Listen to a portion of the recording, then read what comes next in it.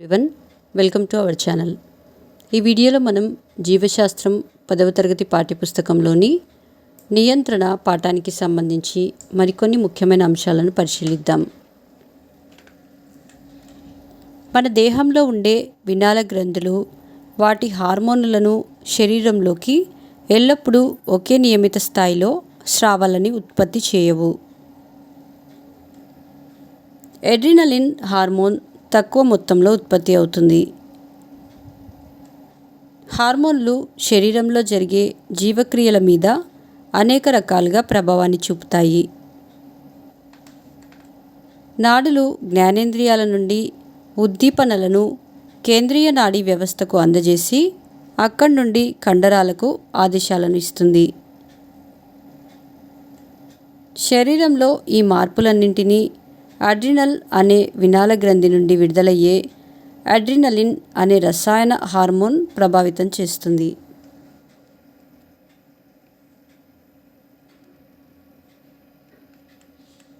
శరీరంలోని వివిధ చర్యలు హార్మోన్ల ద్వారా నియంత్రించబడి నాడీ వ్యవస్థతో సమన్వయపరుస్తుంది.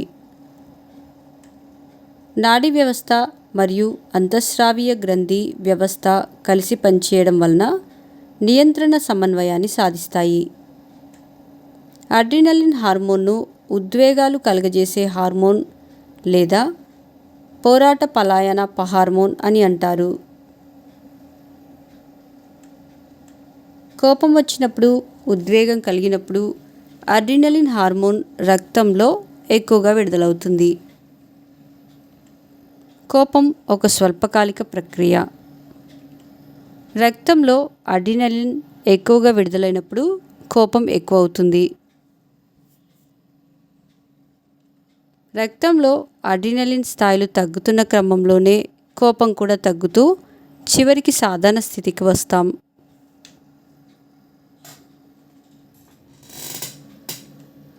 రక్తంలో అడ్రినలిన్ స్థాయిలు పెరిగితే కోపం వంటి మానసిక స్థితులు ఏర్పడతాయి.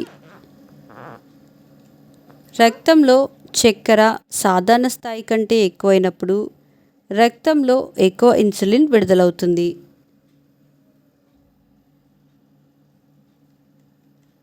చక్కెర శాతం సాధారణ స్థాయికి వచ్చినప్పుడు ఇన్సులిన్ విడుదల తగ్గిపోతుంది. మన శరీరంలోని వినాల గ్రంథులు విడుదల చేసే హార్మోనులు నియమిత పరిమాణంలో శరీరం తమ సాధారణ విధులు నిర్వహించడానికి అవసరమవుతాయి. అంతఃస్రావీయ గ్రంథులు విడుదల చేసే హార్మోన్ల పరిమాణం మరియు సమయం మన శరీరంలో అంతర్గతంగా నిర్మితమైన పునశ్చరణ యాంత్రికం నియంత్రిస్తుంది. నాడీ వ్యవస్థ కానీ అంతఃస్రావ వ్యవస్థ కానీ ఏది విడివిడిగా పనిచేయవు. రెండూ కలిసి సమన్వయంతో నియంత్రణ క్రియల్లో పాల్గొంటాయి.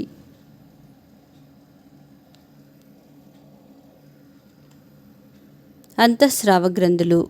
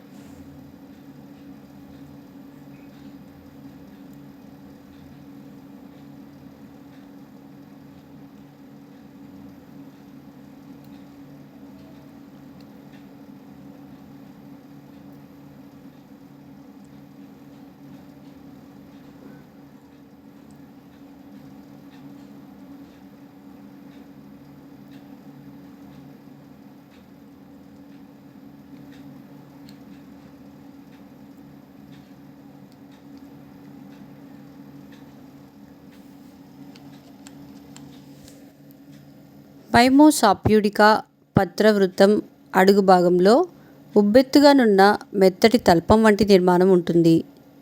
దీనిని పల్వైని అని అంటారు. వీటి కణాలలో ఎక్కువగా కణాంతర అవకాశాలు మరియు ఎక్కువ మొత్తంలో నీరు ఉంటుంది. నీటి పీడనం వలన పల్వైని ఆకును నిలువుగా ఉంచుతుంది. అత్తిపత్తి మొక్క స్పర్శతో నాస్టిక్ చలనాన్ని చూపిస్తుంది. దీనిని స్పర్శానువర్తనం అని అంటారు. మనం ఆకులను ముట్టుకున్నప్పుడు విద్యుత్ ప్రచోదనాలు ఉత్పత్తి అవుతాయి.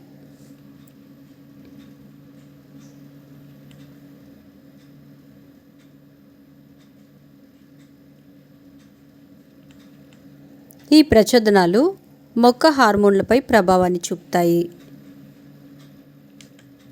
ఈ హార్మోన్ల వలన పత్రంలోని ఈనెలకు దగ్గరగా ఉన్న ఉబ్బెత్తు పల్వైనిలోని నీరు పత్రంలో వేరే భాగాల వైపు వలస వెళ్తుంది. అందువల్ల పల్వైని గట్టిదనాన్ని కోల్పోతుంది. దాని ఫలితంగా ఆకు ముడుచుకొని పోతుంది. 20 నుండి 30 నిమిషాల తర్వాత పల్వైనిలోకి నీరు తిరిగి చేరటం వలన అది గట్టిపడి ఆకులు తిరిగి నిలువుగా మారతాయి. మొక్కలలో నిర్దిష్టమైన అంతఃస్రావి వ్యవస్థ కానీ నాడీ వ్యవస్థ కానీ లేదు. మొక్కలలో హార్మోన్ల ద్వారా నియంత్రించే యాంత్రికం ఉంది. మొక్కలు కాంతి, నీరు, ఉష్ణం, స్పర్శ, ఒత్తిడి, గురుత్వాకర్షణ, రసాయనాలు మొదలైన ఉద్దీపనలకు అనుగుణంగా ప్రతిస్పందిస్తాయి.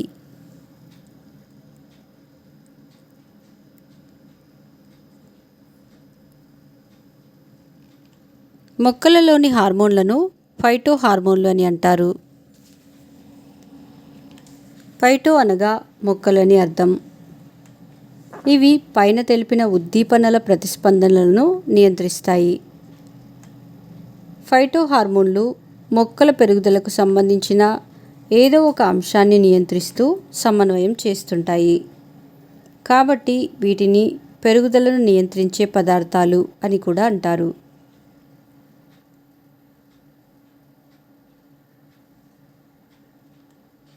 మొక్కలలో హార్మోన్లు.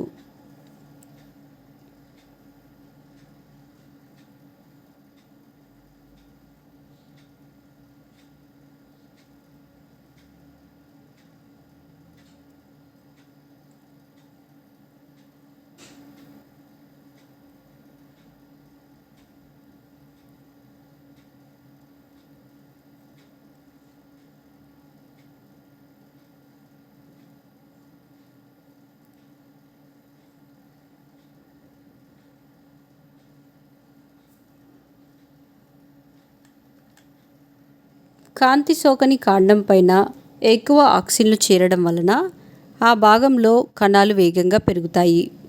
దాని వ్యతిరేక భాగంలో కణాలు నెమ్మదిగా పెరగడం వలన కాండం వంగుతుంది.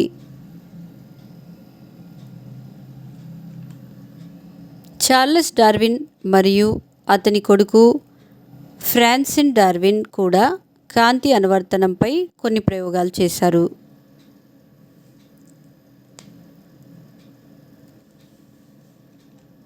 (1926) ఎఫ్డబ్ల్యూ వెంట్ అనే డచ్ వృక్ష శరీరధర్మ శాస్త్రవేత్త మొక్కలలో వంపుకు కారణమవుతున్న ఏదో ప్రభావాన్ని వేరుపరచడంలో సఫలీకృతులయ్యారు.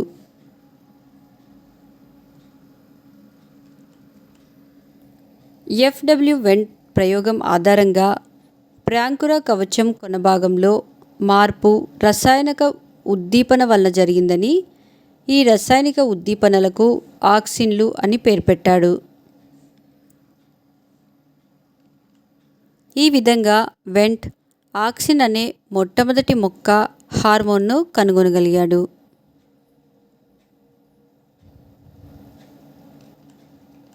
మొక్కలలో అనువర్తనాలు. మొక్క భాగాలు బాహ్య ఉద్దీపనలకు లోనైనప్పుడు చలనాన్ని ప్రదర్శిస్తాయి. ఇటువంటి చలనాలను అనువర్తన చలనాలు అని అంటారు. కొన్ని సందర్భాలలో ఉద్దీపనల దిశ చలన దిశను నిర్ధారిస్తుంది. మరికొన్ని సందర్భాలలో చలన దిశ ఉద్దీపనల దిశను నిర్ధారించదు. ఇటువంటి ప్రతిస్పందనలను నాస్టిక్ చలనాలు అని అంటారు.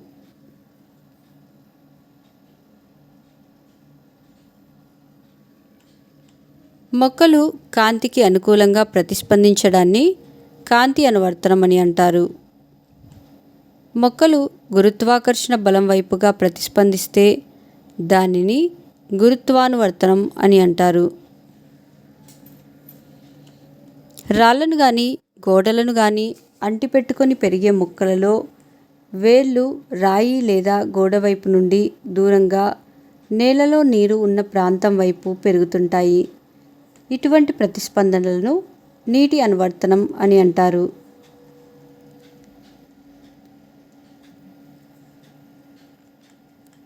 దోసకాయ, కాకరకాయ వంటి తీగలలో కాండం బలహీనంగా ఉండి సన్నగా ఉండడం చేత పైకి ఎగబాకదు. నులితీగలు మొక్కను నిలువుగా పెరగడానికి దోహదం చేస్తాయి. ఎగబ్రాకే మొక్కలలో నిలితీగలు సన్నగా, పొడవుగా, దారాల మాదిరిగా కాండం పైన ఉండే ఈ సన్నని నిర్మాణాలు ఏదైనా ఆధారం వైపు పెరిగి దాని చుట్టూ పెనవేసుకుంటాయి. స్పర్శ లేదా తాకడం వలన కలిగే ప్రతిస్పందనలను స్పర్శానువర్తనం అని అంటారు.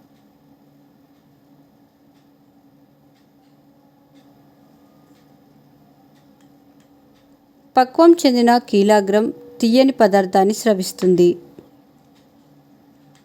ఈ రసాయన పదార్థం కీలాగ్రంపై పడిన పరాగరేణువులకు ఉద్దీపన కలుగజేస్తుంది.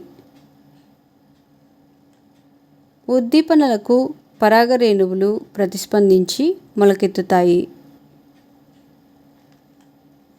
పరాగనాళం పరాగరేణువు నుండి బయలుదేరి ఫలదీకరణం కొరకు అండాన్ని చేరుతుంది.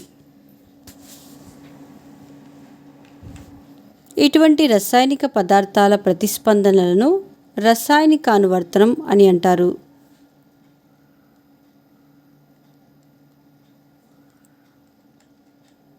ఆక్సిన్ల అసమాన రవాణా వేరు కాండంలో పెరుగుదలను ప్రభావితం చేస్తాయి. ఎక్కువ మొత్తంలోని ఆక్సిన్లు కాండం పెరుగుదలను మరియు వేరు పెరగకుండా నియంత్రిస్తుంది. మా నెక్స్ట్ వీడియోస్ యొక్క నోటిఫికేషన్ మీకు రావాలంటే మా ఛానల్ను సబ్స్క్రైబ్ చేసి బెల్ బటన్ నొక్కగలరు. అలాగే మా వీడియోస్ని లైక్ చేసి షేర్ చేయగలరు.